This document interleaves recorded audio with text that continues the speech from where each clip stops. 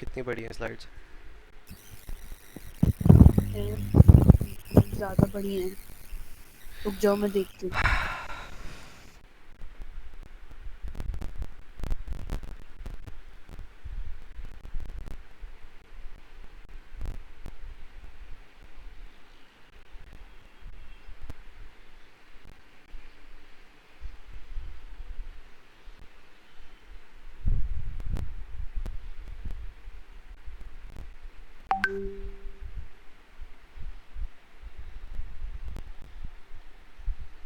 एक सौ पंद्रह स्लाइड्स।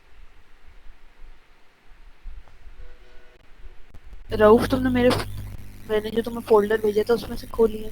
हाँ। ये असल में ना सर ने एनिमेशन डाली हुई थी तो स्लाइड्स जो है ना वो ज्यादा हो रही है। ये अच्छा। तुम इसकी बात कर रहे हो या पुरानी वाली नहीं जो नहीं, शुरू इसी हुआ? इसी की बात कर रहा हूँ जो तूने अभी भेजी है। नहीं, शायद अच्छा, इसमें भी यही फर्क नहीं है। खैर जब आएगी तो देख लेंगे। ओके, अच्छा नंबर वन, मैंने कुछ भी नहीं पढ़ा। सही है। अगर बीच में कोई चीज़ तो तुम्हें पता हो कि मैं गलत बोल रहा हूँ तो मुझे बता दो। सही है। देखो, ओके, तो सबसे पहले तो नेचुरल लैंग्वेज क्या होती है?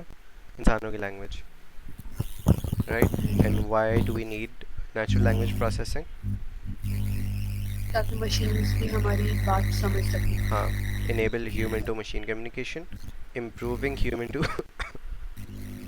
Human communication. ये कैसे नेचुरल लैंग्वेज प्रोसेसिंग से हो रहा है?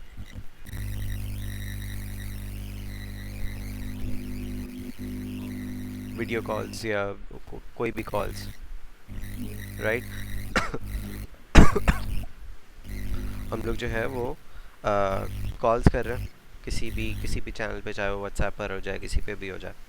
ओके, तो हमारे हमारी लैंग्वेज प्रोसेस हो रही है, एंड देन दूसरे एंड पे वो वापस से प्रोसेस होके वापस कन्वर्ट हो रही है। ऑल दो वो टेक्निकली उस पर एनएलपी इन्वॉल्व तो नहीं है एज सच, ना ही उसमें आरी वगैरह यूज़ हो रहा है। लेकिन जहाँ पर तुम्हारे पास ट्रांसक्रिप्ट होती हो, जो जो बिजनेस मीटिंग्स है ना, बिजनेस मीटिंग्स में क्या होता है, तुम्हारे पास ट्रांसक्रिप्ट बनती है, जितने भी सारे बात करते हैं वो सारी की सारी ट्रांसक्रिप्ट हो रही होती है, राइट? तो वो अब कोई बैठ के लिख तो नहीं रहा होता पुराने ज़माने की तरह। तो वो तुम्हारे पास नेचुरल लैंग्वेज प्रोसेस होके वो एक डॉक्यूमेंट में एंटर हो रही होती है। सही। सही। There are three major regions. Enormous amount of information is now available in readable format. Okay, बहुत सारी, why should we care? Because जो बहुत सारी इंफॉर्मेशन है आजकल के ज़माने में वो डिजिटल वर्ल्ड में है। जैसे कि कोई भी रिपोर्ट्स हो जाए, फाइनेंशियल मार्केट्स की इंफॉर्मेशन हो जाए, न्यूज़पेपर हो जाए, कुछ भी, एवरी सिंगल थिंग, खास तौर पे इन द 21st सेंचुरी, वो सारी की सारी अवेलेबल है इन डिजिटल वर्ल्ड।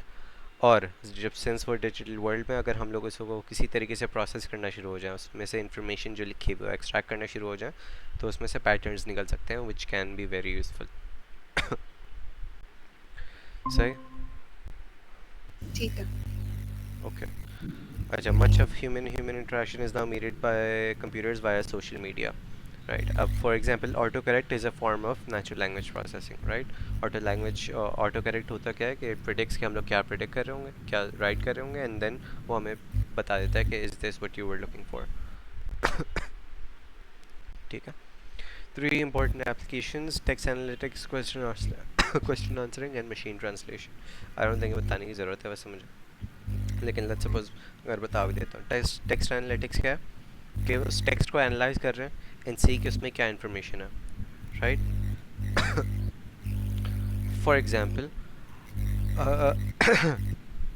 लेट्स सपोज एक प्रोग्राम है जो बता रहा है, एक सोशल मीडिया पोस्ट पे एक पॉलिटिकल पोस्ट है, और वो एक प्रोग्राम है जो कि बता रहा है लोगों के कमेंट्स पढ़ के कि ज़्यादातर लोग उसके अगेंस्ट हैं या उसके साथ हैं, राइट? और वो कैसे होगा? जब हम लोगों की नेचुरल लैंग्वेज, यानी कि चाहे वो उर्दू हो जाए, इंग्लिश हो जाए, कोई भी लैंग्वेज हो जाए, उसको प्रोसेस करके उसकी मीनिंग एक्सट्रैक्ट कर रहे हो, and then we can classify it जिस तरीके से भी हम लोग क्लासीफाई करना चाहें।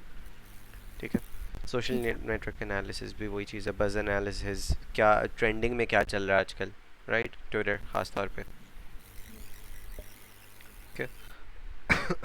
Question answering second application. तुमने आजकल देखा होगा कि वो एक बहुत सारी कंपनीज ने अपने हेल्प डेस्क में बॉट्स रख दिए। वो इंसान आंसर नहीं कर रहे होते, वो एआई हैंडल कर रहा होता है, राइट? तो that's related to question answering. Even GPT, right? GPT is a question answering machine, और वो एनएलपी के ज़रिए से होती है। बिकॉज समझना ज़रूरी है कि इंसान क्या बोलना चाह रहा है before we can proceed to do anything. ठीक है। फिर फाइनली मशीन ट्रांसलेशन है। Automatic translation of text between language is one of the oldest. The past machine translation has gone from niche academy curiosity to a robust Google translation. Okay, automatic translation, right? Google translate है जो Meta वगैरह पे automatically translate हो रहा होता है, अगर देखा हो कभी, देखा है ना? तो वो सारी की सारी एनएलपी के ज़रिए से हो रहा होता है। एनएलपी इटसेल्फ क्या है कि हम लोग सिंपली नेचुरल लैंग्वेज को, यानी कि हमारी लैंग्वेज को प्रोसेस कर रहे हैं। ये सारी की सारी एप्लीकेशंस तुम्हारे पास अंडरलाइंग सेम चीज़ पर बनी हुई होती है, which is regularities inherit in human languages. Languages में तुम्हारे पास रेगुलरिटीज़ हैं, यानी कि एक पैटर्न है, right? Once you extract that pattern, तो फिर तुम्हारे पास नेचुरल लैंग्वेज प्रोसेस पॉसिबल हो सकती है। ओके। अच्छा, ऊपर जो हमने एप्लीकेशंस पढ़ी हैं वो इनके थ्रू, मतलब जैसे वो लैंग्वेजेस से पैटर्न निकाल के फिर उनके थ्रू वो सब एप्लीकेशन हुई। हाँ, आई मीन सारी नेचुरल लैंग्वेज प्रोसेसिंग पॉसिबल इसलिए because of regularities in human languages. ठीक है। Sometimes in complex ways, sometimes in pretty trivial ways. Language structure, formal models and practical applications. I don't know कि क्या लिखा हुआ है। I don't think it's important either way. ठीक है। Knowledge of language, knowledge in speech and language was what distinguishes language processing applications. Okay, knowledge of language तुम्हारे पास ये Unix में, यानी कि लिनक्स वाले ऑपरेटिंग सिस्टम्स में एक टर्मिनल में प्रोग्राम होता है WC, वर्ड काउंट, राइट? अगर उसको हम लोग लाइंस और बाइट्स काउंट के लिए भी यूज़ कर सकते हैं। अगर हम लोग ये करें तो इसमें कोई नेचुरल लैंग्वेज प्रोसेसिंग नहीं है। क्यों? क्योंकि वो तो लाइंस काउंट कर रहा है ना, and lines are separated by slash n. अगर तुम्हें याद हो पाइथन में या किसी और फॉर्मेट में किसी और तरीके से होंगे, तो it's not related to any natural language.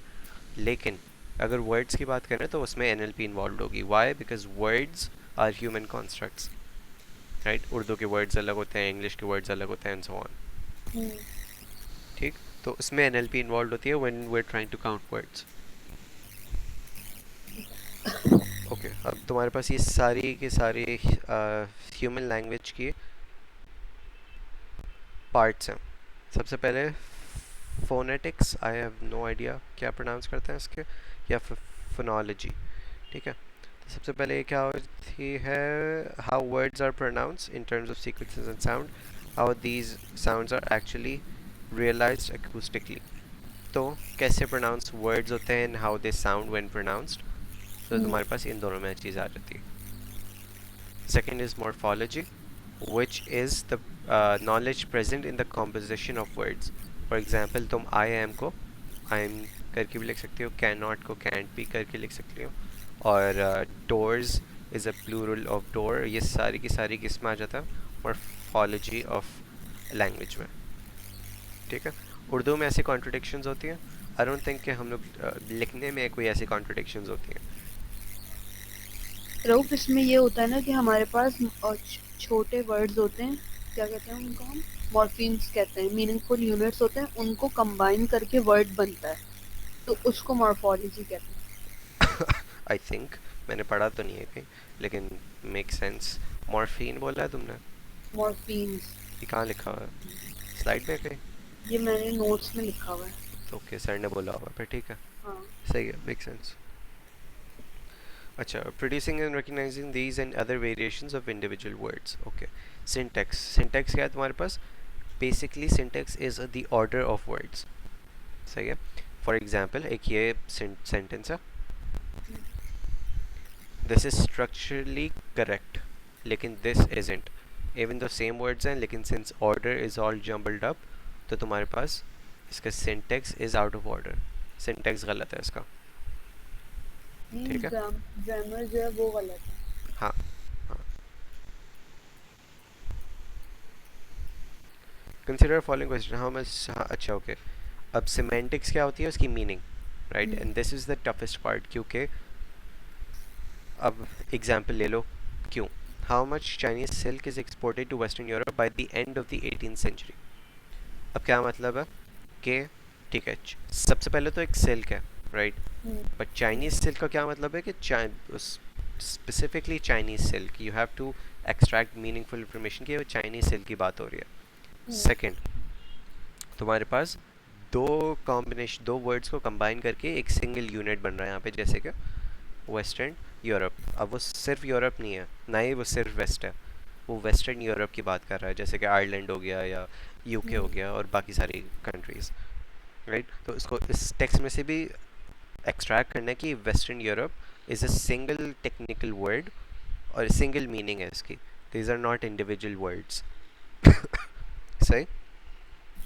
और जब वो 18th सेंचुरी की बात कर रहा है, तो वो सिर्फ 18th सेंचुरी की बात नहीं कर रहा, and end of what, right. अगर एंड लिखा हुआ है, एंड का मतलब होता है एंड पर, लेकिन किसके एंड पर, 18th सेंचुरी। तो तुम्हारे पास सिमेंटिक्स निकालना is the hardest part in, think in my opinion, of any natural language processing. सही है। क्यों? क्योंकि इंसानों की लैंग्वेज में एम्बिग्यूटी होती है। एम्बिग्यूटी का मतलब पता? हाँ, कि मतलब एक चीज़ के मल्टीपल मीनिंग्स हो सकते एग्जैक्टली, राइट। अब मैं कोई चीज़ पूछता हूँ, तो वो उसके मल्टीपल मीनिंग हो सकते हैं डिपेंडिंग अपॉन मैं किस कॉन्टेक्स्ट में पूछ रहा हूँ। सही। तो semantics is the hardest part. In order to answer this question, we need to know something about lexical semantics, meaning of all words. Lexical semantics क्या होती है? हर individual word की meaning। सही। Compositional semantics क्या होती है? कि वो combine करके जो meaning बनी है, जैसे कि Western Europe and the end of the 18th century, and I think Chinese silk भी उसी में आ जाएगा। सही। अच्छा, relation syntactic structure is a temporal endpoint, is not a description of an agent as the by phrase in the following question. Skip, consider following conversation. Okay, एक और example ले लो, although ये सेम चीज़ है, सिमेंटिक्स की बात है, लेकिन अब एक बंदा है डेव नाम से, वो कह रहा है कि open the pod bay doors. किसको कह रहा है? हैल को कह रहा है। I am sorry Dave, I am afraid I cannot do that दैट। अब इसमें से तुम्हारे पास knowledge to determine that Dave's utterance is a request for action as opposed to a simple statement. अब इस टेक्स्ट से हमें पता ये चल रहा है कि this is a request rather than a statement। एक किसी को ऑर्डर नहीं कर रहा है, रिक्वेस्ट कर रहा है, राइट, ना ये पूछ रहा है। तुम्हारे पास ये रिक्वेस्ट है, राइट। स्टेटमेंट क्या होती है इसको, कि वो फैक्ट होता है, वो बता रहा होता, राइट। और इन्फॉर्मेशन क्या होती है, वो एक्चुअली, सॉरी, क्वेश्चन क्या होता है कि वो पूछ रहा होता। सेकंड, तुम्हारे पास इससे सिमेंटिक ये भी निकल रहा है कि आई एम सॉरी की वजह से, ऑब्वियस ये चीज़ है, लेकिन आई एम सॉरी की वजह से no is enough to be polite to be dev, right. It could have been no वगैरह वगैरह, इंस्टेड वो तुम्हारे पास this not speakers intent there is fragmented in dialogue, ठीक है, okay, not anything important. Discourse another अच्छा, अब next type of knowledge आ गई है। Another kind of question is required to answer the following. How many states were in the United States that year? That year का क्या मतलब है कि तुम्हारे पास एक sequence of sentences चलते आ रहे हैं, which is discourse, right? The next question is related to the next sentence is related to the previous one. अब that year का क्या मतलब है कि जब हम लोग ने बात की थी, आई गेस आगे एग्जाम्पल दी हुई होगी, ये अगर हम लोग ये पूछ रहे हैं तो उसका एक आंसर निकल गया, यानी कि 1 ईयर निकल गया, एंड देन 1 ईयर वो कैरी फॉरवर्ड हो रहा है आगे, राइट। ये जो वर्ड डिस्कोर्स है, इसका क्या मतलब है? Let's see.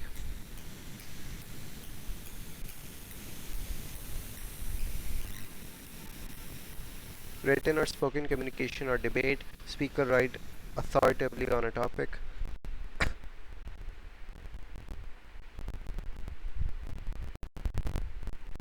है तो उसका completely unrelated word.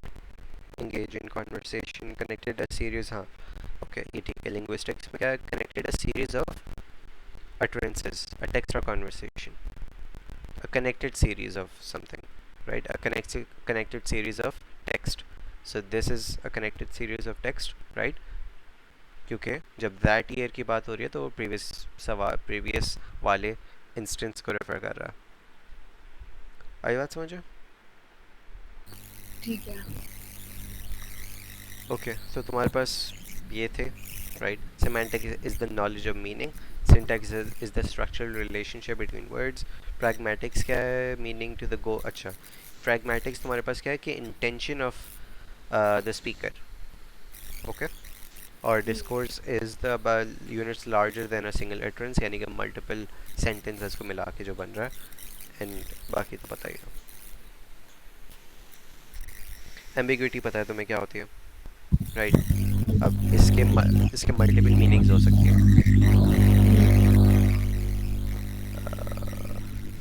हाँ, इसके मल्टीपल मीनिंग्स हो सकती हैं. क्या हो सकती है? एक तो डक का मतलब होता है झुकना, सही? तो उसका क्या मतलब हो सकता है कि मैंने उसको बेसिकली बोला कि वॉच आउट वगैरह and then she ducked. Second option क्या हो सकता है कि उसने एक्चुअली लिटरली उसने डक बनाई उसके लिए. बहुत सारी पॉसिबिलिटीज़ हैं. वो रबर डक भी हो सकती है और वगैरह वगैरह. आगे एग्जांपल शायद गिवन भी है. हाँ ये रही. द पॉइंट इज रुक, 2 एम्बिग्विटी मिनट, इसमें. 2 मिनट में आ रही हूँ. ओके पॉज कर रहा हूँ.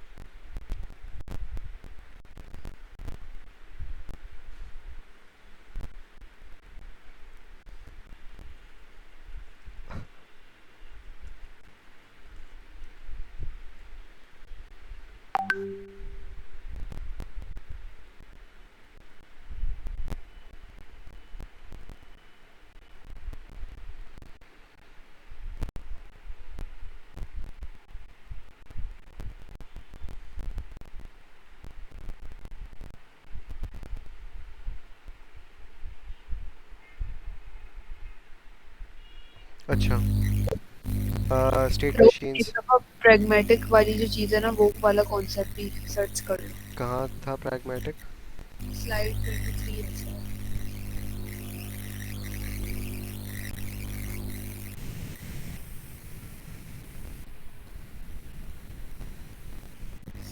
प्रैग्मेटिक कहाँ है? Pragmatic knowledge of relationship intentions of the speaker, right? वो प्रैग्मेटिक ये था ना, ये वाली चीज़ कि फॉर एग्जांपल उसके सेंटिमेंट एनालिसिस कर रहे हैं हम लोग कि इंटेंशंस क्या है स्पीकर की. फॉर एग्जांपल इसमें उसकी इंटेंशन क्या है? He is requesting, right? इस वाले सेंटेंस में उसकी मल्टीपल तुम्हारे पास मीनिंग्स निकल रही हैं कि for example he is polite, right? और तुम्हारे पास इंटेंशंस नज़र आ रही हैं, तो उसको उसको प्रैग्मेटिक कह रहे हैं. समझ आई या सर्च करूँ? हेलो अनिशा. हाँ रऊफ, आगे समझ. अच्छा, in the context, the image you provide outlines of various models used to capture process linguistic knowledge. Here's a breakdown of how these models are applied in NLP. They use the model sequence of state and language, for example, can be used for tasks like tokenization and simple parsing, predefined सही है, logic frameworks and algorithms, application handling. NLP deals with probabilistic models and machine learning algorithms help in manage tests by making informed decisions based on patterns learned from data. These models and algorithms enable machines to process and understand, facilitating tasks like translation, summarization, information retrieval. Okay, तुम्हारे पास linguistic knowledge यानी कि language की knowledge can be captured using these two things. Okay, सबसे पहले तुम्हारे पास different type of models हैं. Okay, उसमें तुम्हारे पास वो finite state machines आ जाती हैं और बाकी सारे probabilistic सारी चीज़ें आ जाती हैं, डिफरेंट टाइप ऑफ मॉडल्स हैं। मे बी आगे जाके पढ़े, भी हम लोगों ने मे बी नहीं पढ़े, सही। एंड देन तुम्हारे पास अच्छा स्टेट स्पेस है, this exploring process to find the best solution, this can be applied in parsing where the goal is to find the most likely parse tree for trees and this equation they include classifiers, SVM and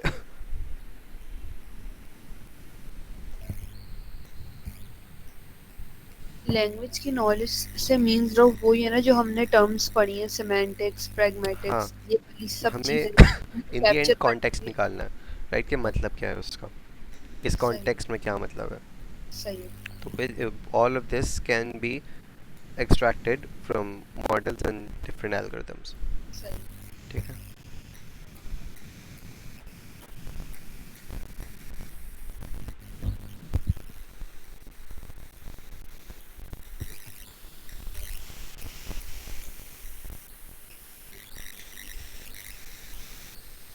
अच्छा, basic text processing, tokenization, issues in tokenization, word segmentation वगैरह वगैरह, ठीक है। सबसे पहले text normalization है। Text normalization होती क्या है? Every natural language processing task requires text normalization. Normalization क्या होती है? Segmenting and tokenizing words in running text. Segmenting और टोकनाइजिंग वर्ड्स का क्या मतलब है? कि उनको वर्ड्स को अलग अलग करना, बेसिकली, सही। रऊफ थोड़ा ना स्लो रखना, मैं लिखेंगे। ओके, तुम बता देना जब ज़्यादा आगे बढ़ी हो।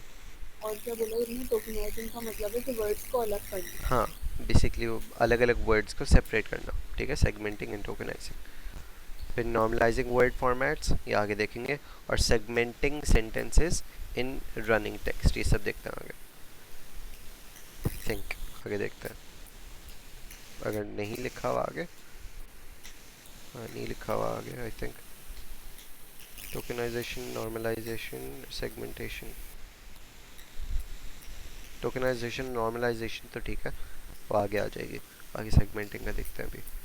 Okay, segmentation, can you count the, sorry, tokenization in Unix Linux issues in tokenization, word segmentation. Okay.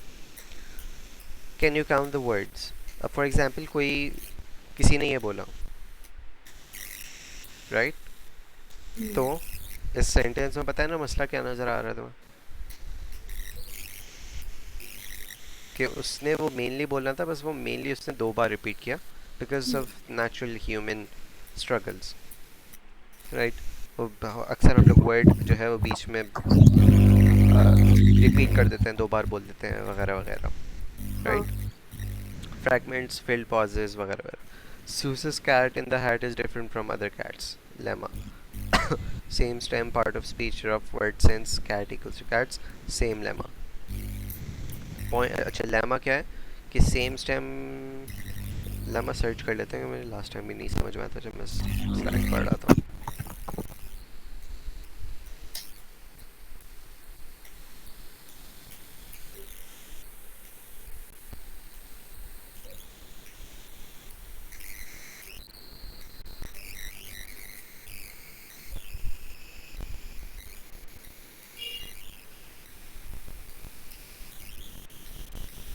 Lemma is the base dictionary form of word. It represents the canonical form of a word without inflections. ठीक है, the words cat and cats have the same lemma, which is cat. Similarly, run and running have the same lemma, run. Basically तुम्हारे पास वो जो fundamental word है ना, the first form of a word. For example, drinking का lemma क्या होगा? Drink, right? Drink का भी lemma क्या होगा? Drink. वो fundamental word जो है उसको हम लोग lemma कहते हैं। सही है? Word from the full inflected surface form. Cats and cats have different word forms. तो तुम्हारे पास जो वर्ड फॉर्म्स का क्या है, जो एक्चुअल आउटपुट है, इन दिस केस इन दोनों के अलग अलग वर्ड फॉर्म्स हैं, इवन तो सेम लेमा है लेकिन अलग अलग वर्ड फॉर्म्स हैं, सही।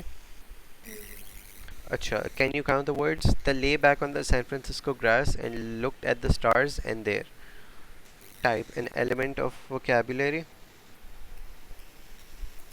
N element of vocabulary. अच्छा, इसमें कितनी टाइप्स ऑफ वोकैबुलरी है? आपने लिया है, कहाँ से आया? अच्छा, दिखा, अच्छा लग रहा है, सेटअप कर। ओके, इसमें कितनी टाइप ऑफ वोकेबलरी है? वोकेबलरी का मतलब पता है ना, कितने टाइप ऑफ डिफरेंट वर्ड्स हैं, राइट? तो all possible combination meaning, basically all words is basically vocabulary. जब कोई बोलता है वोकेबलरी बहुत टफ है, उसकी तो क्या मतलब है कि वर्ड्स। वर्ड्स बहुत ही लेट्स सपोज मुश्किल मुश्किल वर्ड यूज़ करता है, राइट? तो type of element of vocabulary का क्या मतलब है कि इसमें डिफरेंट या यूनिक वर्ड्स काउंट करो। तो अगर यहाँ पे कह दिया 13, 13 को कह दिया कि उसने सैन एंड फ्रांसिस्को को अलग अलग लिया हुआ है, राइट? बट सैन फ्रांसिस्को तो जगह है ना एक, shouldn't this be considered one word even though उनके बीच में स्पेस है,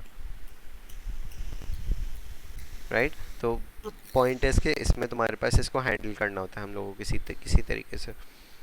token an instance of that type in running text. तो फॉर एग्जांपल इसमें टाइप क्या है तुम्हारे पास कि कितने डिफरेंट टाइप ऑफ वर्ड्स है। टोकन क्या है तुम्हारे पास कि कितने वर्ड्स हैं, सही है, रिगार्डलेस वो कितनी बार भी रिपीट हो। ये एक टोकन, ये एक, ये एक टोकन, ये एक टोकन, ये एक टोकन, ये एक टोकन एंड सो ऑन, सही है। ठीक है। अच्छा, can you count the words? अच्छा ओके, एक रिलेशनशिप निकाली हुई है किसी बंदे ने कि तुम्हारे पास लेट्स सपोज अगर टोकन्स हो 2 पॉइंट, यहाँ पे एग्जांपल्स दी हुई हैं कि switch board phone conversations, typical phone conversations में तुम्हारे पास 2.4 मिलियन वर्ड्स हैं इन अ ईयर लेट्स सपोज, और तुम्हारे पास वोकेबलरी इसमें कितनी थी? 20,000। पता है ना इन दोनों में डिफरेंस क्या है, ज़रा बताओ। टोकन्स तो सिंपल हम जैसे कि सेंटेंस को ब्रेक करते हैं, मतलब उस सेंटेंस में कितने भी वर्ड हैं हम उनको हम्म, और आवाज़ थोड़ी करीब आके बोलो। देखो टोकन्स का तो यही है ना कि फॉर एग्जांपल एक सेंटेंस लिखा है, अब उस सेंटेंस में जितने भी वर्ड्स हैं वो टोकन्स बन जाएंगे। हम्म, और फिर ये जो वोकैबुलरी है वो यही है कि मीनिंगफुल जो उसमें वर्ड है। नहीं नहीं, मीनिंगफुल नहीं, यूनिक, अच्छा। राइट?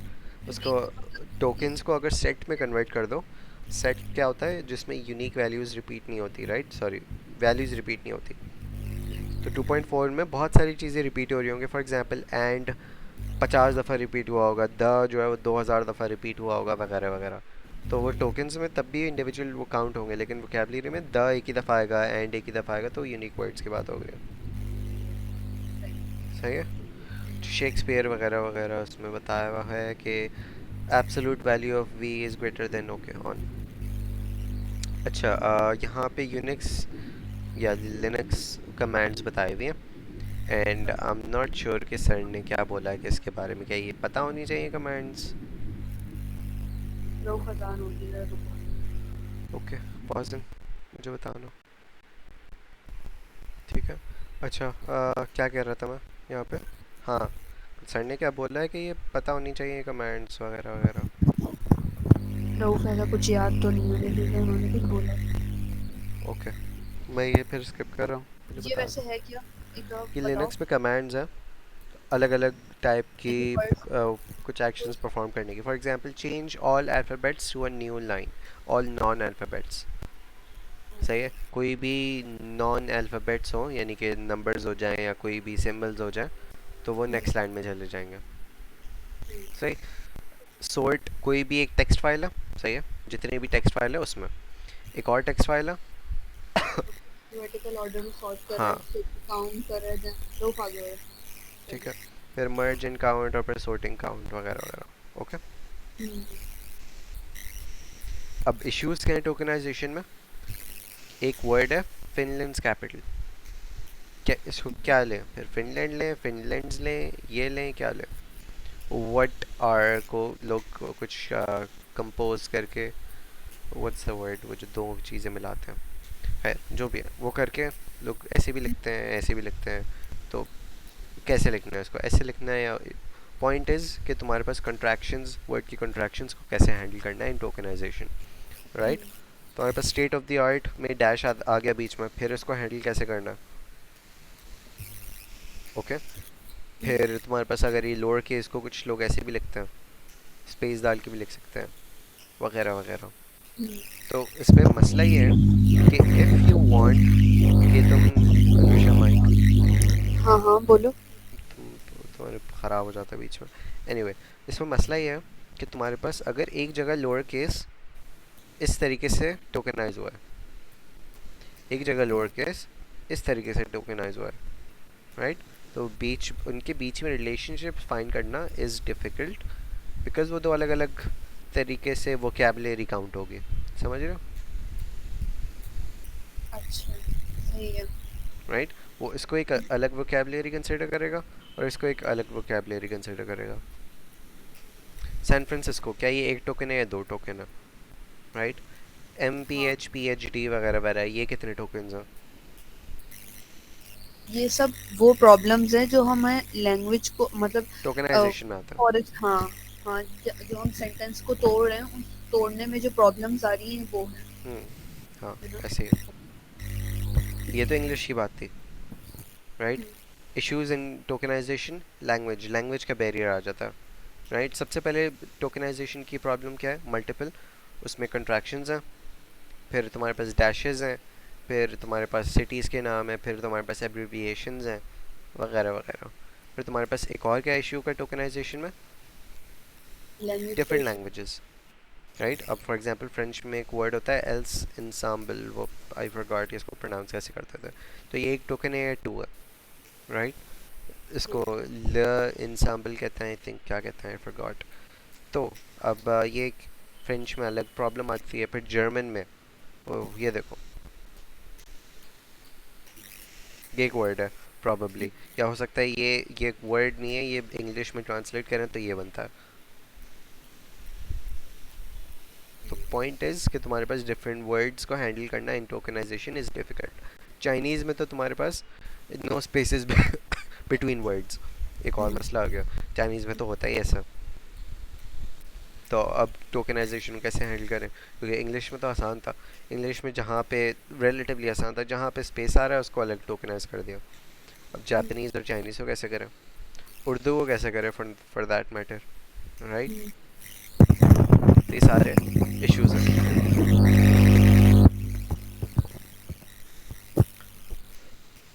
रहो हम्म, 2 मिनट आ रही।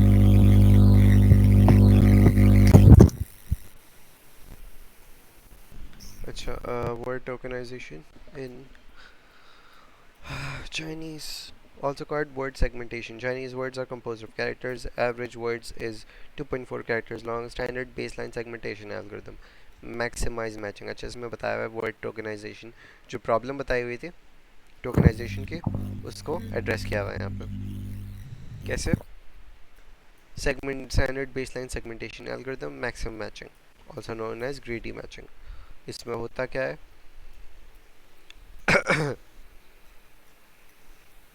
Given a word list of Chinese and a string. Word list of Chinese का क्या मतलब है? कि उसमें लिस्ट ऑफ वर्ड्स हैं इन चाइनीज, आई बिलीव, हाँ और उसको एक स्ट्रिंग दी हुई है जिसको टोकनाइज करना है। Start a pointer at the beginning of a string. Find the longest word in dictionary that matches the string starting at pointer. Move pointer over the word in string. Go to 2. अच्छा, क्या लिखा है? एक second समझने दो।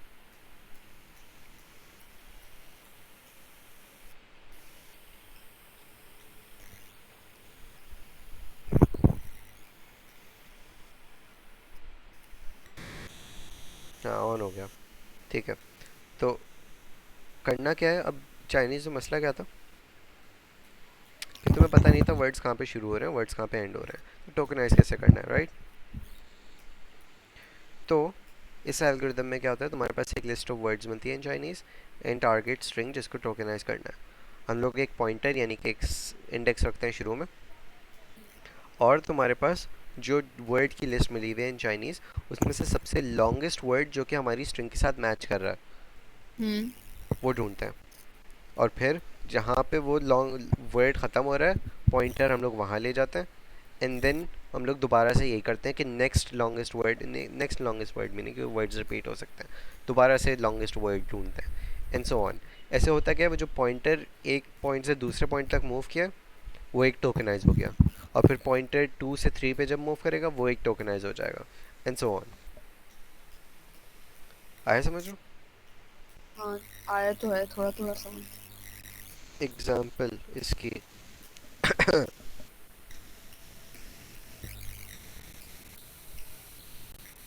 Let's suppose ये Chinese का word है, there is no spaces in between, और तुम्हें नहीं पता कौन सा वर्ड कहाँ पे शुरू हो रहा है कहाँ पे ख़त्म हो रहा है, सही है?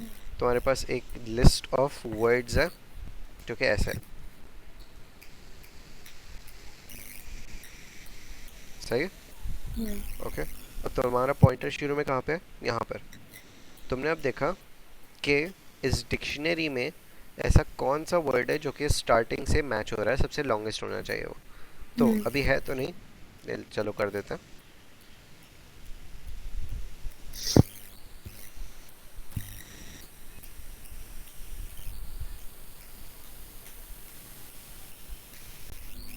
हाँ, अब यहाँ पे देखो, यहाँ पे एक ये वर्ड मैच हो रहा, ये आखिरी वाला, राइट? हम्म। और एक ये वाला वर्ड मैच हो रहा, यहाँ से लेके यहाँ तक। एल्गोरिदम क्या करेगा, सबसे लॉन्गेस्ट वर्ड चूज करेगा, राइट? तो वो उसने यहाँ से लेके यहाँ तक एक टोकन कर दिया। ओके, अब सही वो सही। दोबारा से वो चेक करेगा कि कौन सा सबसे लॉन्गेस्ट वर्ड है जो कि मैच हो रहा है, और फिर अच्छा, उसको फॉर दोबारा टोकनाइज एग्जांपल कर देगा। अगर लिस्ट में एग्जिस्ट ही नहीं करता वो वर्ड। अ, मुझे नहीं पता इसका आंसर क्या है, लेकिन वर्ड लिस्ट मीन्स कि तुम्हारे पास सारे के सारे वर्ड्स होंगे उसमें, लेकिन आई एम नॉट श्योर उसके एज केस में कैसे हैंडल होगा वो, सही? ठीक है, हाँ। Geometric matching example, the cat, अच्छा nice example भी दी हुई है। The cat in the hair, the cat in the hair, the table down there, the table down there, the tablet down there. Doesn't generally work in English but works really well in Chinese. Modern probabilistic segmentation algorithms are even better.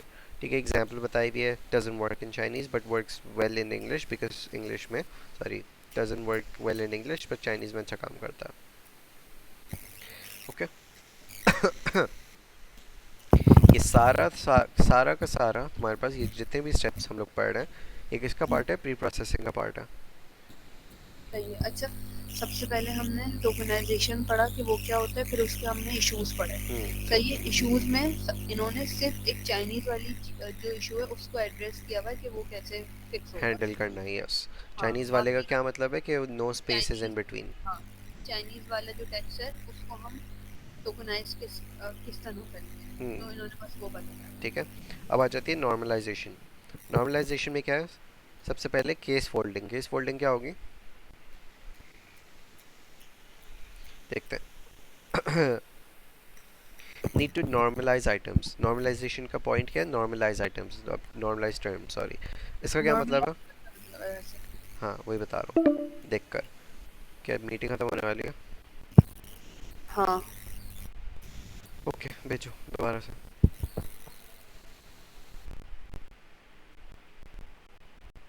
Okay, screen share कर। Screen share नहीं हो रही।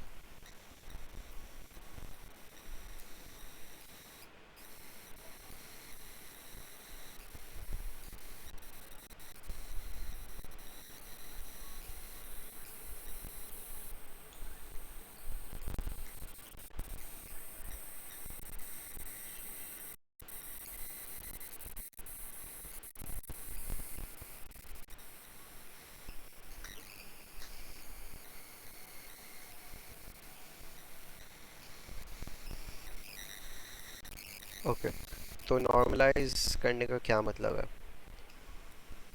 Information retrieval, index text and query terms must have same form. Index text and query terms must have same. We want to match USA and USA. सही है। Point है इसके, जो जिस तरीके से भी अलग अलग वर्ड्स उसको डिफाइन हो रहे थे ना, for example state of the art, याद है?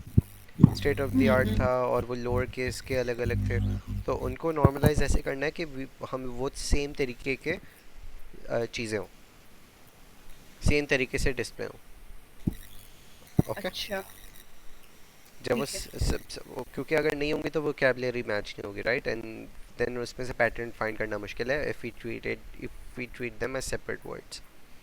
लाइक अब ये जो सामने ये जो यूएस से लिखा हुआ है, अब फॉर एग्जांपल हमारे टेक्स्ट में कहीं पे भी अगर इस तरह की एब्रिविएशन लिखी हुई होगी तो वो उसके बीच में से डॉट्स को हटा, ये जो है हाँ, डॉट्स जो है वो हटा देगा। हो सकता है कोई ना कोई और तरीका हो, लेकिन यस, जनरली यस।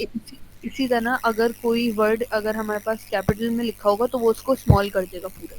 हाँ, ऐसे ही है। नॉर्मल, हाँ कि हर चीज को एक उस मतलब जैसे कंसिस्टेंट एक फॉर्मेट में ले। सेम, हाँ एक सेम फॉर्मेट में लेके आना। एग्जैक्टली। ठीक है, we implicitly define equivalence classes in deleting periods in term.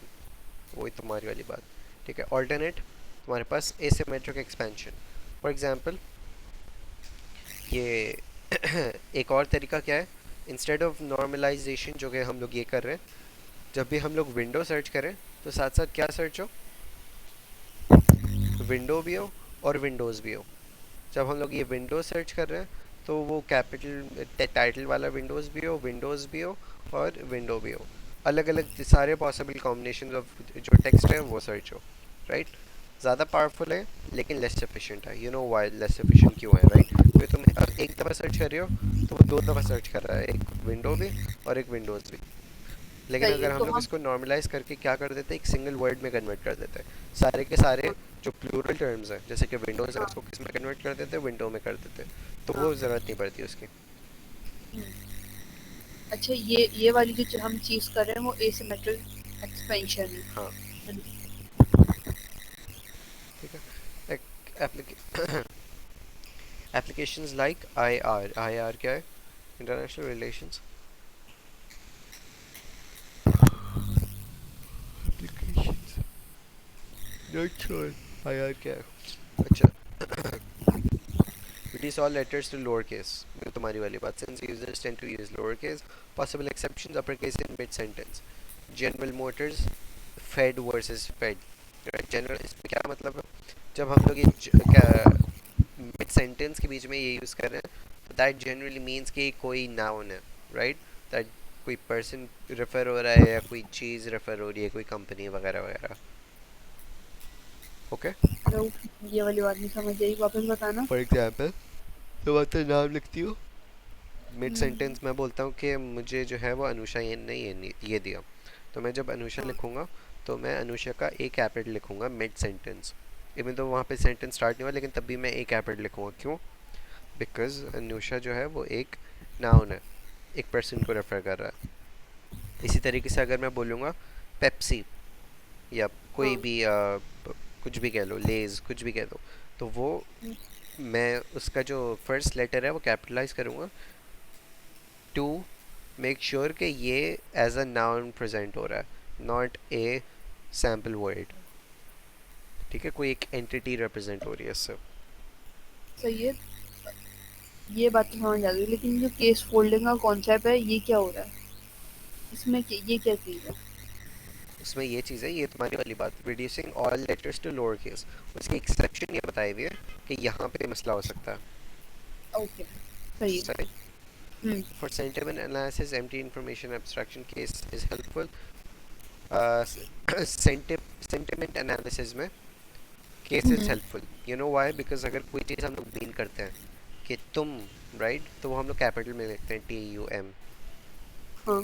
तो वो सेंटिमेंट यानी कि मीनिंग एक्सट्रैक्ट करने के लिए समटाइम्स केस इज़ यूजफुल।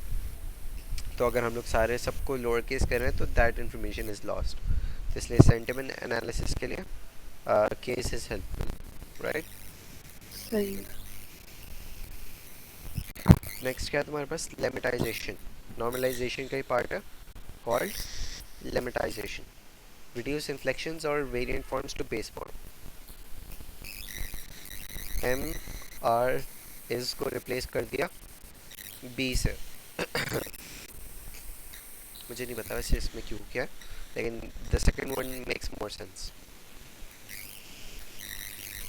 समझ आया, वो लेमा वाली चीज़ थी ना कि this is all same lemma, okay.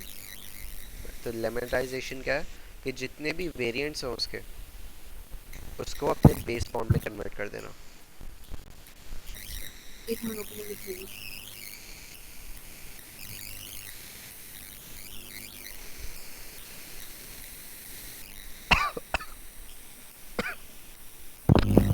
है। अब फॉर एग्जांपल इस सेंटेंस को लेमेटाइज करना है। अनुषा अनुषा अनुषा अनुषा, हाँ हाँ हाँ, मैं सुन रही तुम्हारी माइक से हूँ। बहुत हेलो। गंदी आवाज़ आती है बीच बीच में। एनीवे, तुम्हारे पास यहाँ पे ये सेंटेंस है, सही, इसको लेमेटाइज करना है। तो द पहले से बेस फॉर्म में, बॉयज़ का बेस फॉर्म क्या होगा, सिर्फ बॉय। कार्ड्स का बॉय। बेस फॉर्म क्या होगा, कार। सिर्फ कार। आर का मुझे नहीं पता ये वैसे बी कैसा आया, मे बी थोड़ा सोचो तो आ जाए, लेकिन अभी मूड नहीं है। लेकिन पॉइंट इज आर का ये वगैरह दिया हुआ है कि वो बी का बी इज बेस फॉर्म, तो आर को रिप्लेस कर दिया बी से, डिफरेंट डिफरेंट आ गया। कलर्स को रिप्लेस कर दिया कलर से, राइट। तो लेमेटाइजेशन क्या है कि उस वर्ड्स को उनके बेस फॉर्म में रिड्यूस करना। Clear. Lemmatization have to find the correct dictionary head word from machine translation. Queries you want same lemma as want. अच्छा, machine translation में यानी के between language translation में query queries same lemma as quarter। अच्छा, ये मुझे समझ में नहीं आया। मशीन ट्रांसलेशन में आई गेस तुम्हारा डिफरेंट केस होगा, क्योंकि यहाँ पे सेम वर्ड्स हैं, क्वेरो क्वेरीज एंड क्वेरर, और इन दोनों का सेम लेमा है वांट से। लेकिन अगर ट्रांसलेट करें तो तुम्हारे पास क्वेरो जो है वो आई वांट होगा, और क्वेरिस जो है वो यू वांट होगा, लेकिन उन दोनों का सेम लेमा है querer, which translate to want. Point is machine language में यहाँ पे प्रॉब्लम होती है। तो एक एक चीज़ बताई हुई है। फॉर एग्जांपल केस फोल्डिंग बताई हुई थी, किस केस में यूज़ करते हैं, लेकिन उससे पोटेंशियल प्रॉब्लम्स क्या आती हैं। लेमेटाइजेशन कब यूज़ करते हैं, उससे पोटेंशियल प्रॉब्लम्स कब आती हैं, मशीन ट्रांसलेशन में। Okay? तो हमारे पास यहाँ पे नॉर्मलाइजेशन भी खत्म हो गया। नेक्स्ट क्या है, तो नॉर्मलाइजेशन में अच्छा दो चीज़ें थी, केस फोल्डिंग और लेमेटाइजेशन। एक सेकंड, कॉल आ रही है।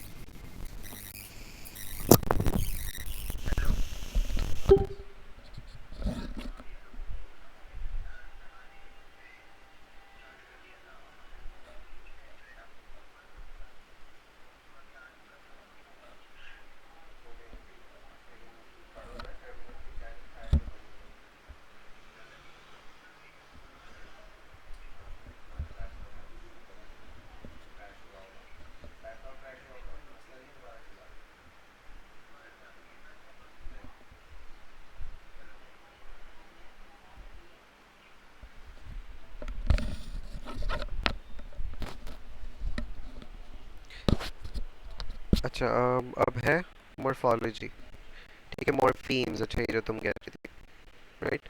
Small meaningful units that make up words, stems, the core meaning bearing units. इधर ही हो ना, मुझे आवाज़ नहीं आ रही तुम्हारी,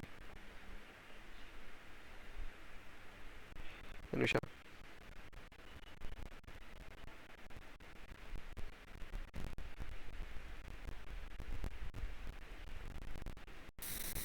अच्छा, मॉर्फीम्स जो तुम कह रही थी, सही है, वही वही वाला morphine. Small meaningful units that make up words. अब दो अलग अलग टर्म्स हैं इसमें, stems the core meaning bearing units, और affixes bits and pieces that adhere to stems often with grammatical functions। Example बताई हुई आगे, नहीं बताई हुई, ये जानना है।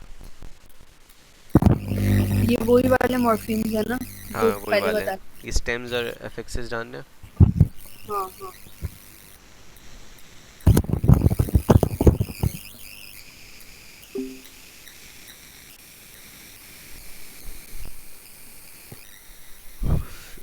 अनुषा, मैं तुम्हें ना माइक लेके दे दूंगा किसी दिन।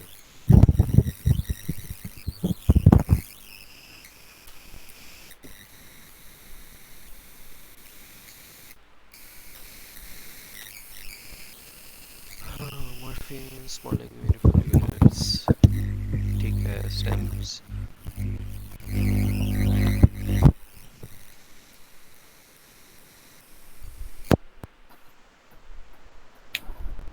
कोई लेमा वाली बात है तो। अफिक्सेस क्या है, ऑन हो गया, ये देखो। फॉर एग्जांपल स्टेम्स क्या है तुम्हारे पास, वही लेमेटाइजेशन लेमा वाली, जो तुम्हारे पास अनहैप्पीनेस में तुम्हारे पास स्टेम क्या है, happy, this is the main word, right. Running में रन, एफेक्सेस क्या है? जो उनके साथ अटैच हो रहे हैं। हैप्पी के साथ क्या अटैच हो रहा है? अन। तो वो उसकी मीनिंग ही ऑपोजिट हो गई, निगेशन हो गया। प्रीव्यू हम्म में तुम्हारे पास प्री लगा है तो वो बिफोर, राइट। तो हम्म वो अफिक्सेस में तीन चीज़ें आ जाती हैं, प्रीफिक्सेस, सफिक्सेस और इनफिक्सेस वगैरह वगैरह। तो पॉइंट इज जो हम्म तुम्हारे पास कोड के साथ अटैच होते हैं टू एक्सटेंड द मीनिंग, हम्म तो उनको अफिक्सेस कहते हैं। नेक्स्ट आ जाता है तुम्हारे पास, क्या आ जाता है? Stemming.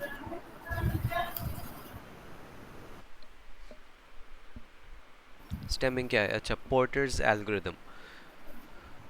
Okay, reducing terms to their stems in informational retrieval. Stemming is crude chopping of affixes. Stemming क्या है? Crude chopping of affixes, यानी कि affixes हम लोग chop off कर रहे होते हैं, निकाल रहे होते हैं.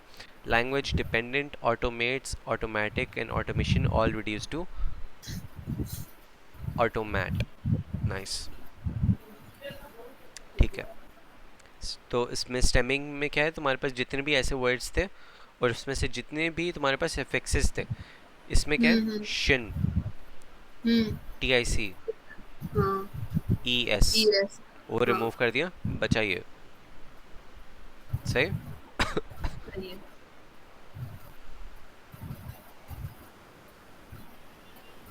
अच्छा, फॉर एग्जाम्पल, अच्छा एग्जाम्पल का ई क्यों हटाया इसने? I have absolutely no idea. लेकिन ये कंप्रेस्ड का उसने कंप्रेस कर दिया, कंप्रेशन का उसने कंप्रेस कर दिया, आर क्या उसने ई हटा दिया। आखिरी में क्या ई हटा देते हम लोग किसी केस में भी?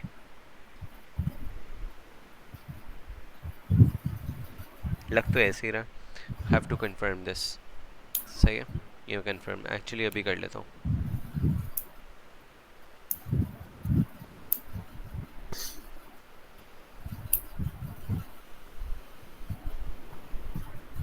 बस इसमें यही लिखा हुआ है कि रूट वर्ड्स हटा रहे हैं, लेकिन जब रूट वर्ड हटा रहे हैं तो वो तो हमारे पास मतलब कुछ लॉजिक नहीं बन रही। बस मुझे ई से मसला है कि ई क्यों हट रहा है।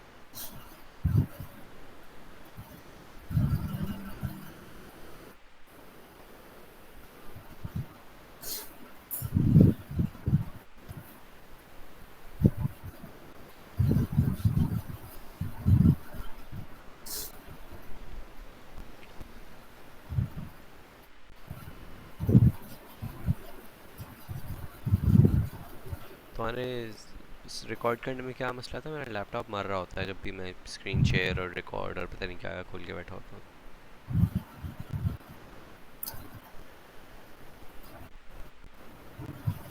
है अनुषा, क्या तुम्हारे लैपटॉप में मसला क्या था रिकॉर्ड करने में? यार, सराउंडिंग की आवाज भी आ रही होती है जो मैं नहीं चाह रही। ओके।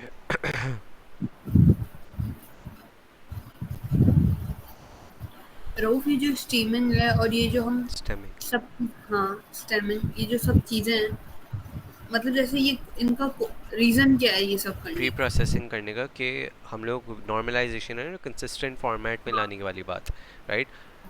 पॉइंट इज कि हमें ऑटोमेट्स, ऑटोमेटिक, हम्म, ऑटोमेशन, ये सब रिलेटेड वर्ड्स हैं, टेक्निकली सेम वर्ड्स हैं, used in different contexts, context, right. सही। इवन इनका सब मीनिंग सेम है, तो we have to treat as if कि इनकी सेम मीनिंग है, बस कॉन्टेक्स्ट अलग है। इसलिए हम लोग ये प्री प्रोसेसिंग करते हैं। और सही है, और ये जो नॉर्मलाइजेशन और ये क्या कहते हैं, ये सारे प्री प्रोसेसिंग का मॉर्फोलॉजी, पार्ट है, हाँ यस। ये सब प्री प्रोसेसिंग का पार्ट है। हाँ, ठीक ठीक है। अच्छा, अब है। ये इसने जो है वो ई रिमूव नहीं किया।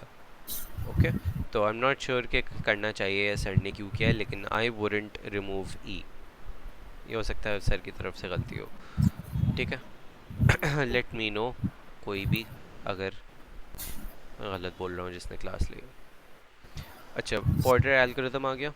स्टेप वन है the most common English stammer. Porters algorithm क्या है? एक स्टेमर है, एक एल्गोरिदम है फॉर स्टेमिंग। सही। ओके, तो ये रूल है तुम्हारे पास कि अगर कोई ऐसा लिखा हो तो उसको क्या, किस में कन्वर्ट कर देगा? इसमें। सही। तो अगर अच्छा। करेसेस लिखा हो तो किस में कन्वर्ट कर देगा? करेस में। यानी कि उसने डबल एस ई एस को किस में रिप्लेस कर दिया, डबल एस में। Double S. ओके। अगर ये लिखा हुआ हो तो क्या कर देगा, ये कर देगा। आई में कन्वर्ट कर एस देगा, एस सही। लिखा हो तो वो तब भी एस एस में करेगा। सिर्फ सही एस है। लिखा हो तो उसको नल में कन्वर्ट कर देगा, यानी कि कैट बन जाएगा। सही है। ठीक। हम्म। अच्छा, वी और इंग उसको नल कर देगा। ठीक है ठीक है ठीक है। ये पता नहीं इसमें क्यों तो लिखा राउफ देखो वही वाली चीज कर रहा है जो किया। सफेद, वो हमने ऊपर पढ़ा था ना, हाँ, वो क्या स्टेमिंग ही कहते है ना हैं, ये। एंटी। हाँ। हाँ, तो ये पोर्टर्स एल्गोरिदम बता रहा है कि वो स्टेमिंग है। अब वो स्टेमिंग कॉन्सेप्ट तो हम लोग ने ऊपर पढ़ा था। अब वो इम्प्लीमेंट कैसे होता है, एक एल्गोरिदम है वो porters algorithm, porters algorithm and में दिस इज इम्प्लीमेंट हाउ होता इट्स वर्क, इट वर्क्स, है। राइट। कोई भी अगर पीछे वर्ड हो और आखिरी में आई एन जी लगा तो वो किससे रिप्लेस हो जाएगा, नल से। तो वॉकिंग क्या बन जाएगा, वॉक बन जाएगा। सही। सही है। सही। लेकिन सिंग तब भी सिंग ही रहेगा। क्यों रहेगा सिंग, सिंग क्यों रहेगा, क्योंकि क्योंकि राउफ अगर इसके आगे आईएनजी लगा होता तो हटता ना फिर। आई एन जी लगा है ना।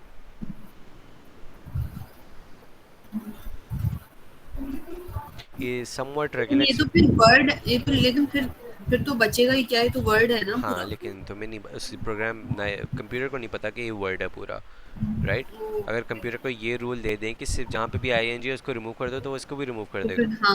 हाँ। राइट। तो कोई ना हम्म। कोई रेगुलर एक्सप्रेशन बनाई हुई है। अब not sure hmm. Exact regular expression क्या है, लेकिन हम्म। बीच में मल्टीपल होने चाहिए वर्ड्स, या तो फिर कोई ना कोई रूल है कि उसके पीछे आईएनजी के पीछे कुछ ना कुछ होना चाहिए तभी रिमूव होगा। विच इज़ वाई यहाँ पे कुछ रिमूव नहीं हो रहा। सही, I will let you know कि क्या है ये, अगर मुझे याद रहा इसके बारे में देखना।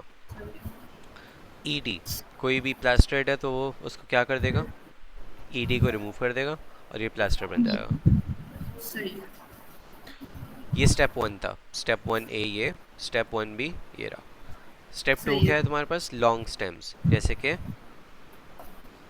एशनल को क्या कर देगा वो, एट कर देगा। जैसे कि रिलेशनल को क्या कर देगा, रिलेट कर देगा। आइजर को क्या कर देगा, आइज कर देगा। डिजिटाइजर को डिजिटाइज, फॉर एग्जांपल। एटर को एट कर देगा, ऑपरेटर को इसकी ऑपरेट जिसकी कर वजह दो। से ऑपरेट। सही। सही। लॉन्ग स्टेम्स हैं ये। स्टेप थ्री क्या है, लॉन्गर स्टेम्स। ए एल को रिप्लेस कर देगा नल से,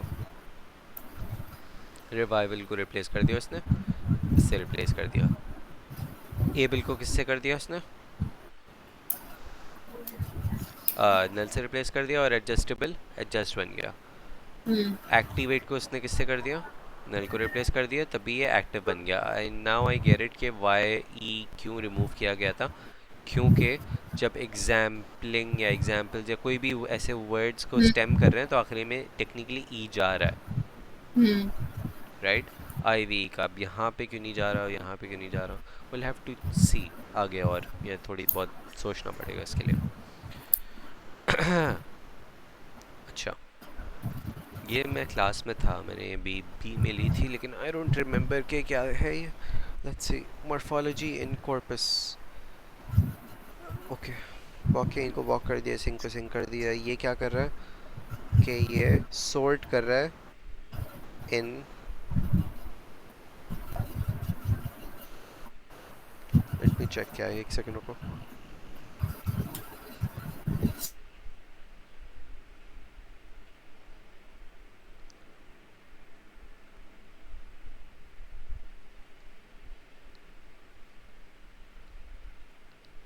ओके, तुम्हारे पास ये हर वर्ड को मेरे ख्याल से नई लाइन में तो कन्वर्ट कर ही रहा है। सेकंड, तुम्हारे पास ये उन वर्ड्स को ला रहा है जिनमें आखिरी में क्या है, आई एन जी। देन तुम्हारे पास वो यूनिक वर्ड्स होने चाहिए। देन तुम्हारे पास जो फाइनल लिस्ट बनी है उसको नेगेटिव वे में सॉर्ट करना है। सही। सही। तो तुम्हारे पास यहाँ पर कौन सी लिस्ट आएगी, बीइंग नथिंग किंग, किंग ये नहीं हो सकता, बिकॉज यहाँ पर सेम चीज़ के दो हैं मेरे ख्याल से, इवन दो केस अलग अलग है, लेकिन तुम्हारे पास यहाँ पर दो हैं। यूनिकनेस वाली चीज नहीं है ना। हाँ, यहाँ पर है, लेकिन क्या यहाँ पर है, अब सेकंड वाली लिस्ट में है तुम्हारे पास। ठीक ठीक है। आई एम नॉट श्योर कि इसमें हो क्या रहा है एग्जैक्टली लेकिन चलो जीपीटी से पूछ लेता हूँ।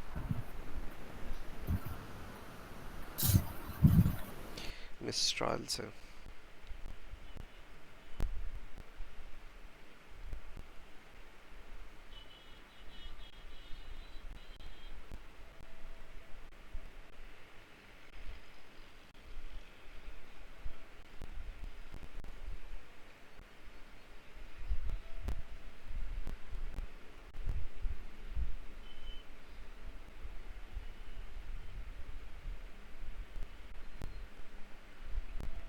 ठीक है, तो सॉर्ट कर रहा है अल्फ़ाबेटिकली और फिर सॉर्ट, अच्छा पहले वो सॉर्ट कर रहा है फिर वो सॉर्ट न्यूमेरिकली इन रिवर्स ऑर्डर डिसेंडिंग। ठीक है, रिमूव रिपोर्ट और omit repeated lines, prefixes the line number of recurrences, squeeze the repeated characters, complement the alphabetic characters.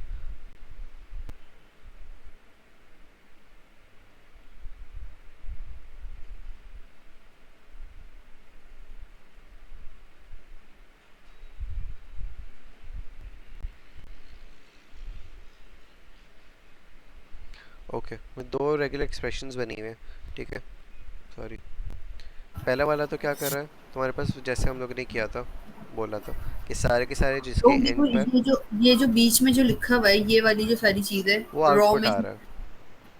अच्छा। हाँ, वो एक ये सैम्पल टेक्स्ट का आउटपुट आ रहा है। ये सब आउटपुट है। हाँ, ओके। सही है।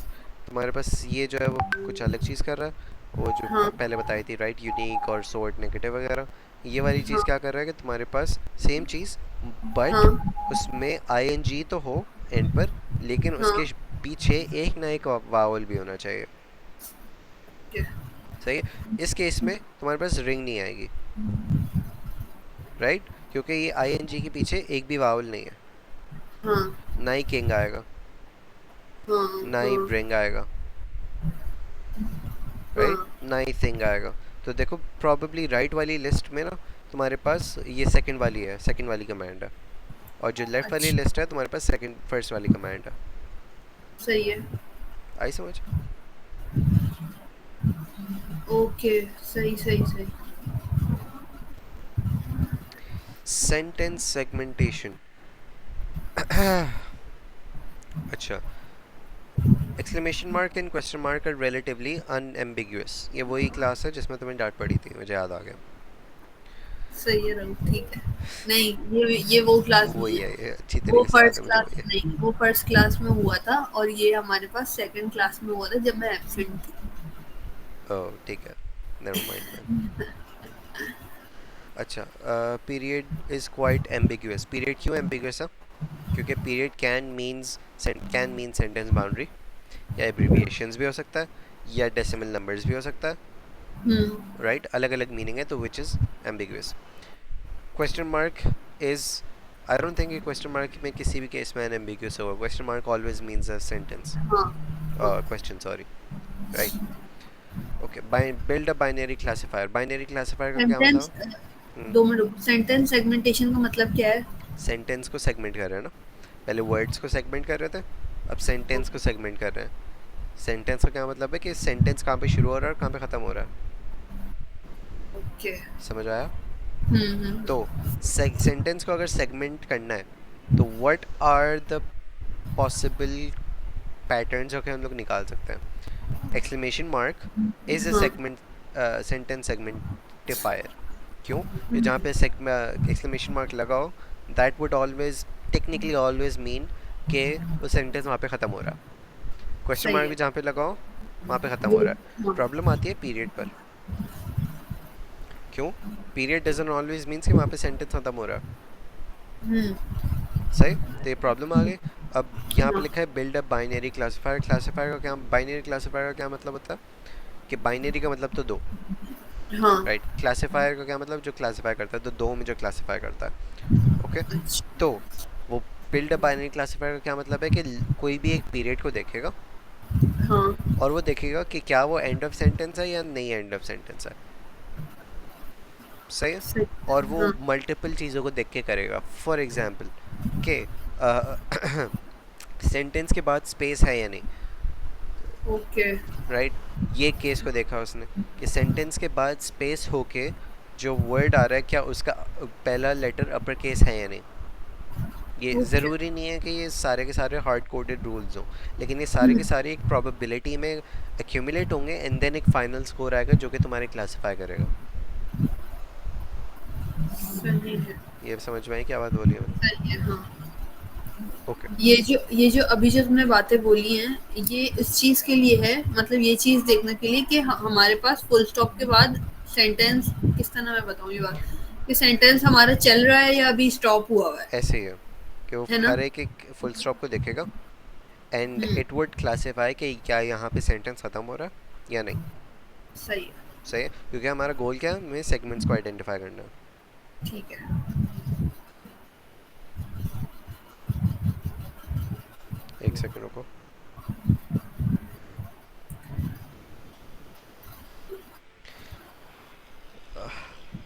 नंबर वन, तुम्हें बात समझ में नहीं आ रही तुम्हारे मुझे, सही है, सही से बताओ कि पूछ क्या रहे हो। और नंबर टू, कि जब रन करो तो कोई और विंडो ना खोलना, उस सामने रखो बिल्कुल, क्योंकि अगर मिनिमाइज़ करते हो तो वो कभी कभी आइडेंटिफाई नहीं करता।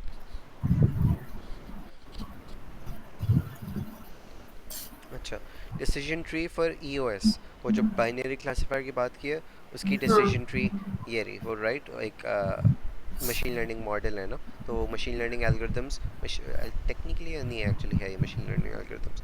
तो हम लोग ने रूल्स बनाए हुए हुँ, हैं, lots of blanks after me, यानी कि डॉट मिला है उसको, कि डॉट्स के बाद बहुत सारे ब्लैंक लाइंस हैं, अगर है तो वहाँ पे सेंटेंस ख़त्म हो रहा है, अगर नहीं है तो वो एक और क्वेश्चन पूछ रहा है, क्या फाइनल पंक्चुएशन जो है वो ये है, अगर है तो फिर। रऊफ आवाज़ चली गई, 1 मिनट। अब आ रही है? हाँ, आ रही है। कहाँ कहाँ तक सुना है तुमने? शुरू से बताओ, ये वाला जो लॉर्ड्स ऑफ ब्लैंक, ये राइट, वाली ये जो। डिसीजन ट्री है, हाँ, राइट। वो एक एक हाँ, रूल को चेक कर रहा है, सबसे पहले उसको पहला डॉट, कोई भी डॉट मिला, वो चेक कर रहा है हाँ, कि क्या उस डॉट के बाद बहुत सारी लाइंस है, अगर हैं हाँ। तो वो डायरेक्ट क्लासिफाई कर देगा कि यस ये है एंड ऑफ सेंटेंस, यहाँ पे सेंटेंस खत्म हो रहा। ये क्या है, वापस बोलो? ये सेंड ये जो ऑफ ई सेंटेंस, सेंटेंस यहाँ पे एंड हो रहा है, जहाँ आप ओके, जिसको भी जिस भी डॉट को देख रहा है। सही है। सही है, ओके। हुँ, जहाँ पे नो है, अब हाँ, अगर बहुत सारी लाइंस नहीं है तो वो एक और रूल चेक कर रहा है, क्या उसकी फाइनल पंक्चुएशन, मुझे नहीं पता वैसे इसका मतलब क्या है, लेकिन मेरे ख्याल से फाइनल पंक्चुएशन का मतलब है कि कोई भी इनमें से, नॉट श्योर इसके बारे में, लेकिन फॉर एग्जांपल कोई भी इनमें से मिला तो यस वो दोबारा से क्लासिफाई कर देगा कि ये एंड ऑफ सेंटेंस है। सही। अगर ये भी नहीं है तो फिर वो चेक करेगा कि फाइनल पंक्चुएशन क्या पीरियड है, अगर हुँ, फाइनल पंक्चुएशन पीरियड नहीं है तो वो क्या कर देगा, एंड ऑफ सेंटेंस नहीं है वो, वरना तो अगर फाइनल पंक्चुएशन पीरियड है तो एक और सवाल पूछेगा, आई एम ईटीसी और अदर एब्रिविएशन, अगर एब्रिविएशन वो चेक करे बेसिकली कि कोई एब्रिविएशन है तो वो एंड ऑफ सेंटेंस नहीं है, वरना तो वो एंड ऑफ सेंटेंस है। तो उसने मल्टीपल रूल्स बनाए हुए, राइट। और उस हुँ, आखिरी में हमें पता चल रहा है या तो वो एंड ऑफ सेंटेंस है या नहीं है। सही। ठीक है। More sophisticated features for decision tree. Non-numerical features. Case of word with upper lower cap number. Case of word after dot. हाँ, ये वही वाली बात जो मैंने बोली, right. Case of word with, यानी डॉट के पास जो वर्ड आ रहा है क्या वो अपर है, लोअर है, कैप है या नंबर है, राइट। अगर नंबर है तो दैट वर्ड लाइकली मीन कि वो सेंटेंस एंड वहाँ पे नहीं हो रहा। अगर अपर है तो अपर का लेट्स अज्यूम ये मतलब है कि सारे के सारे अपर हैं, राइट। तो दैट वुड मीन कि वो वहाँ पे सेंटेंस एंड नहीं हो रहा। लोअर है तब भी सेंटेंस एंड वहाँ पे नहीं हो रहा। कैपिटलाइज्ड है यानी कि वहाँ पे लाइकली है कि सेंटेंस एंड हो रहा है, राइट। समझ में आई चीज़? रऊफ ने ये वाली बात नहीं समझ आ वही रही। वाली ना, तुमने पीरियड को देखा और पीरियड हुँ, के बाद तुम देख रहे हो कि पीरियड के साथ क्या लगा हुआ है। सही है। अगर नंबर है नहीं, फॉर एग्जाम्पल अगर पीरियड के साथ फुल स्टॉप या फिर ये सेमी कॉलन जो लगा है वो लगा हुआ है फिर पीरियड और फुल स्टॉप में डिफरेंस क्या है, पहले तो ये बताओ मुझे।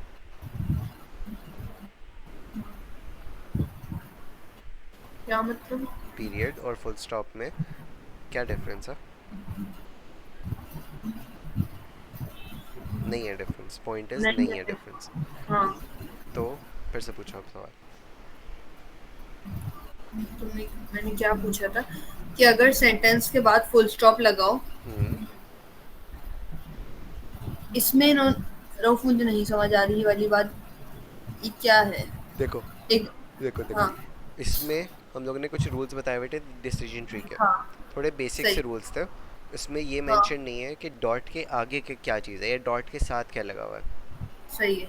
राइट?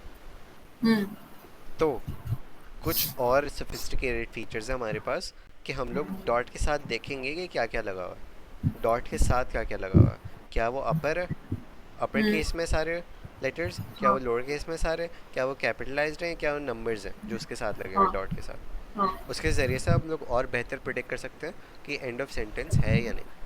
हुँ, सेकंड, डॉट के बाद हम लोग चीज़ देखेंगे क्या वो अपर है, लोअर है, कैपिटलाइज्ड है या नंबर है। इससे भी हम सही, लोग और बेहतर तरीके से देख सकते हैं कि वो एंड ऑफ सेंटेंस है या नहीं है। तो पॉइंट इज सही, जितने हम लोग फीचर्स एक्सट्रैक्ट करेंगे, इंजीनियर हुँ, करेंगे, उतना बेहतर हमारा एंड ऑफ वो जो क्लासिफायर है वो प्रिडिक्ट करेगा। ठीक है, सही। सही, अच्छा, numeric features, length of word with dot, probability, word with dot occurs at end of sentence, word after dot occurs at before end of sentence। एक सेकेंड।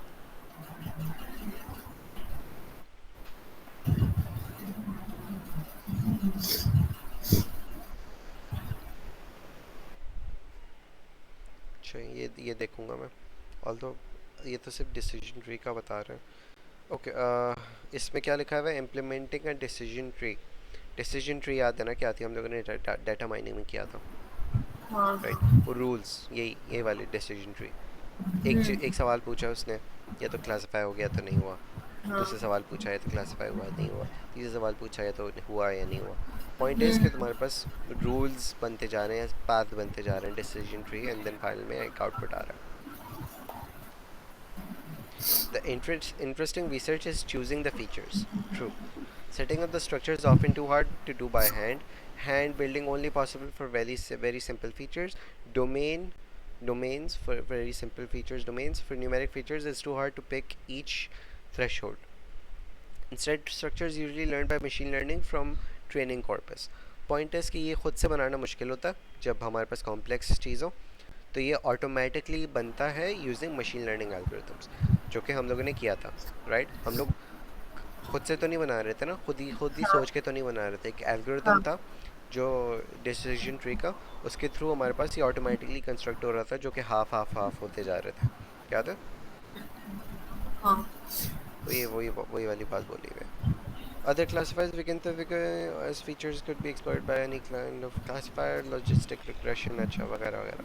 तो पॉइंट इज डिसीजन ट्री के अलावा भी और मॉडल्स हैं जिसके through हम लोग क्लासीफाई कर सकते हैं चीज़ों को, सही, जो कि हमें पता है।